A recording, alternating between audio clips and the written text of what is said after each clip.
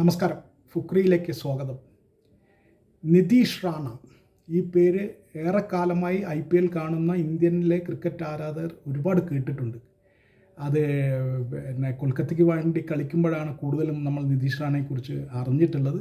പക്ഷേ കുറേ കാലമായി, കുറേ IPLകളിലായി അല്ലെങ്കിൽ കുറേ IPLലെ കുറേ മത്സരങ്ങളിലായി നിതീഷ് റാണ നിശബ്ദനായിരുന്നു. അദ്ദേഹത്തിൻ്റെ പൊട്ടൻഷ്യലിനനുസരിച്ചിട്ട് കളിച്ചിട്ട് അദ്ദേഹം കാലം കുറേയായി. പക്ഷേ ഇന്ന് ഡൽഹി ക്യാപിറ്റൽസിന് വേണ്ടി പഞ്ചാബ് കിങ്സിനെതിരെ അദ്ദേഹം കളിച്ച കളിയുണ്ടല്ലോ, അതിഗംഭീരം. എന്തുകൊണ്ടാണ് നിതീഷ് റാണ ഒരു മികച്ച കളിക്കാരനാണ് എന്ന് പറയുന്നതിൻ്റെ ഏറ്റവും വലിയ ദൃഷ്ടാന്തമായി ഇന്നത്തെ ഇന്നിങ്സ് കാണാം. വെറും 44 പന്തിലാണ് 91 റണ്ണ് അദ്ദേഹം അടിച്ചു കൂട്ടിയത്.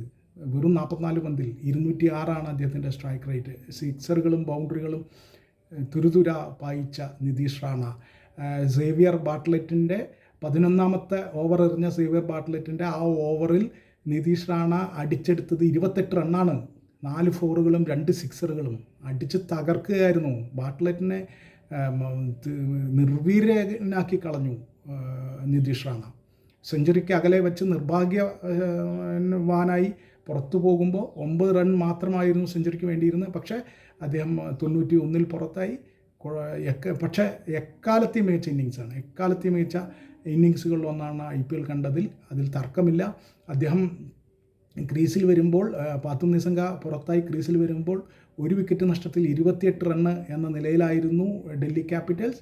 പിന്നീട് അങ്ങോട്ട് KL രാഹുലിനൊപ്പം 220 റണ്ണാണ് അടിച്ചു കൂട്ടിയത്. 220 റണ്ണ് 248 വരെ കളിച്ച അദ്ദേഹം, ടീം സ്കോർ 248 വരെ കളിച്ച അദ്ദേഹം 2ാമത്തെ വിക്കറ്റായി പുറത്തായി.